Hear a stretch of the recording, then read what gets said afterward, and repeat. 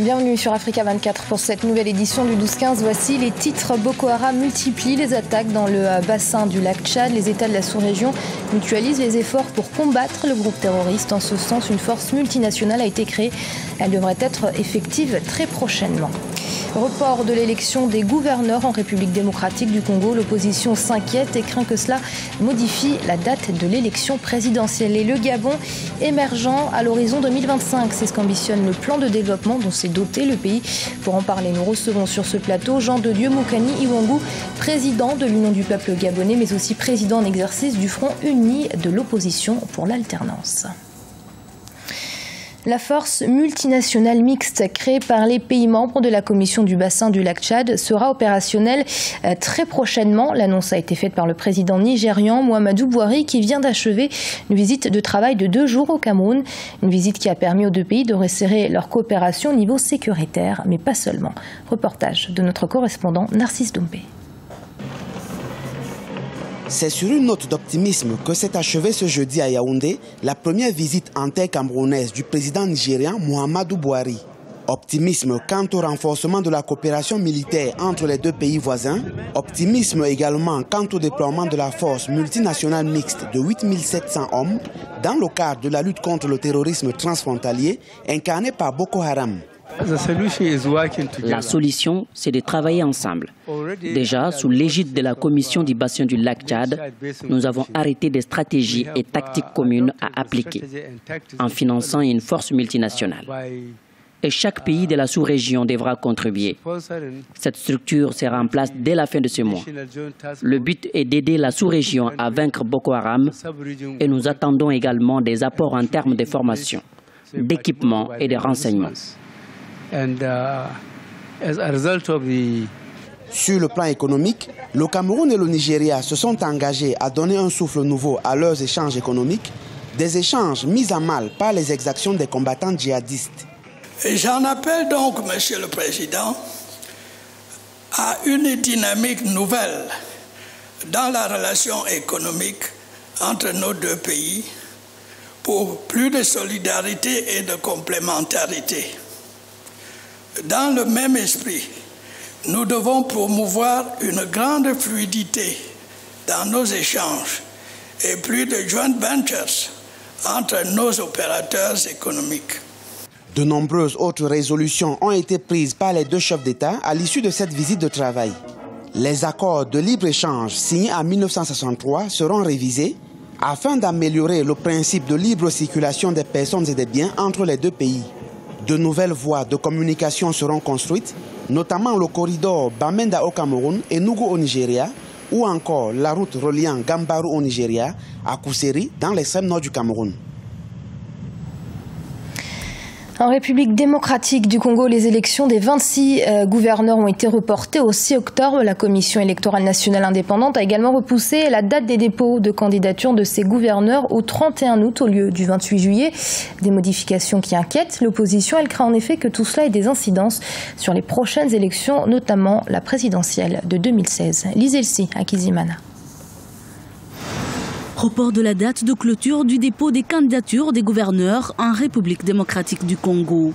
La Commission électorale nationale indépendante l'a fixée au 21 août. La CENI a par ailleurs annoncé une nouvelle date des élections des gouverneurs, initialement prévue pour le 31 août. Elles ont été fixées au 6 octobre 2015. Le délai était trop court parce qu'il y a 21 provinces à couvrir et la plupart des partis ont leur quartier général à Kinshasa, d'où les mandats devaient partir vers les 21 provinces, et donc 4 jours, c'était totalement peu réaliste. Que vous soyez parti de la majorité ou pas, si vous devez aller à Kasumbalesa, je pense que vous avez normalement le même itinéraire à faire, le même parcours du combattant que quelqu'un d'opposition. Les gens sont plus ou moins obnubilés par l'élection présidentielle qui est prévue pour la fin de l'année prochaine. Nous sommes encore en 2015. Je ne vois vraiment pas de lien. L'opposition s'inquiète de ce report des élections des gouverneurs. Elle craint une perturbation généralisée du calendrier électoral, surtout après le nouveau découpage des provinces du pays. En l'appliquant maintenant, le président Kabila et son gouvernement veulent embrouiller les circonscriptions pour que les élections n'aient pas lieu l'année prochaine. Avec le nouveau découpage territorial, la République démocratique du Congo est passée de 11 à 26 provinces. Le Gabon est un pays en plein changement. Il dispose des atouts nécessaires pour devenir un pays émergent à l'horizon 2025, une économie en pleine croissance, des réformes engagées pour soutenir son projet. Mais avec la chute libre du prix du baril de pétrole, le Gabon ne pourra atteindre cette émergence sans un plan de diversification économique efficace et réalisable sur du court terme. Un sujet de la rédaction. Faire du Gabon un pays émergent à l'horizon 2025, telle est la volonté politique et l'ambition du chef de l'État Ali Bongo Ondimba. Mis en place en août 2009, ce plan décliné en plusieurs phases a pour objectif de renforcer les orientations stratégiques du gouvernement qui lui permettraient de répondre efficacement aux besoins de base des Gabonais et de poursuivre la croissance économique du pays. Le plan stratégique Gabon émergent n'est rien d'autre que le projet de société, l'avenir en confiance que le président de la République Ali Bongo Ondimba a proposé aux Gabonais le 30 août 2009. Il se décompose en 3 piliers, moteurs de croissance, 4 fondements et d'un toit qui s'appelle la prospérité partagée. Mais lorsqu'on examine la première phase, n'est-ce pas, de la mise en œuvre du plan stratégique Gabon émergent, c'est comment le Gabon, pour être émergent à l'horizon 2025, devrait procéder. Il y a lieu de bâtir les facteurs clés de compétitivité.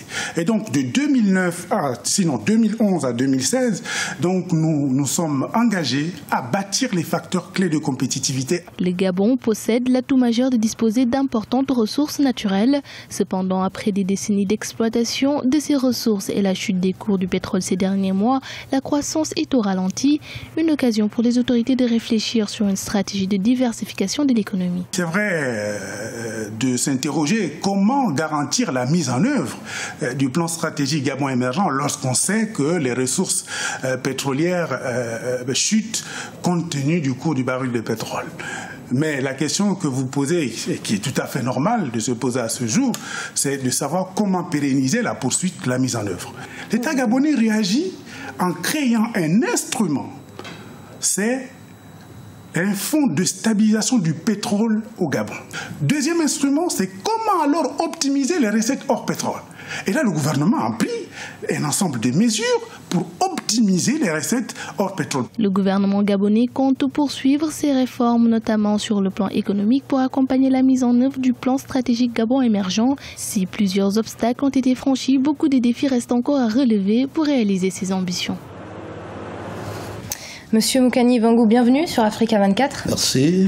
Vous êtes président de l'Union du peuple gabonais, mais aussi président en exercice du Front uni de l'opposition pour l'alternance. Comme tout pays qui ambitionne de se développer, le Gabon s'est doté d'un plan de développement, le plan Gabon émergent, qui, comme son nom l'indique, vise l'émergence à l'horizon 2025. Ce plan qui a été initié par l'actuel pouvoir s'articule autour de plusieurs axes, la bonne gouvernance, le capital humain, les infrastructures, la diversification de l'économie. Comment appréciez-vous cette stratégie? La situation du Gabon me rappelle Pierre Mamboundou, qui disait à peu près ceci: lorsque je regarde ce pays, si riche de ses potentialités et si pauvre de sa gouvernance, j'ai une larme dans le cœur, à défaut de l'avoir dans les yeux. Oui, le Gabon réalise l'exploit d'être un pays immensément riche en ressources stratégiques et d'être malheureusement inscrit dans le rang des pays pauvres. C'est un exploit. Ce n'est pas le seul pays sur le continent africain qui dispose d'énormément de ressources et qui n'arrive pas à dynamiser son économie. Hélas, je voudrais parler pour le cas du Gabon. Alors justement, vous imputez cette mauvaise performance à l'actuel pouvoir? Tout naturellement. C'est ce même pouvoir qui, depuis 50 ans, est aux affaires. Il a donc pour lui le mérite, ou du moins l'avantage de la pérennité aux affaires. Il est donc comptable à la fois du passé et du passif. Alors justement, les autorités ont initié ce plan émergent pour dynamiser cette croissance. Là également, c'est Confucius qui disait que entre le passé où sont nos souvenirs et l'avenir où sont nos rêves, il y a le présent où sont nos devoirs. Nous cherchons l'émergence, nous cherchons les conditions de cette émergence. Nous ne les verrons pas trop. Alors selon vous, les réformes qui ont été initiées par le pouvoir et qui vont encore l'être ne vont pas être payantes? Elles tiennent beaucoup plus de la démagogie d'estrade. Alors, Monsieur Vangou, vous animez cet après-midi avec le mouvement Réagir qui vous a invité à un exposé débat sur les situations actuelles au Gabon. Que doit-on attendre de ce grand rendez-vous? Écoutez, je rentre des États-Unis d'Amérique et je vais au Gabon. De passage à Paris, j'ai pensé qu'il était bon que je puisse prendre date, à la fois avec les compatriotes, mais également avec des partenaires que je prends le soin et le temps de rencontrer. Et je voudrais, ici et maintenant, rappeler toute ma foi dans l'avenir du Gabon. Un avenir qui doit absolument réaliser le passage qualitatif à une autre gouvernance. Cela s'impose.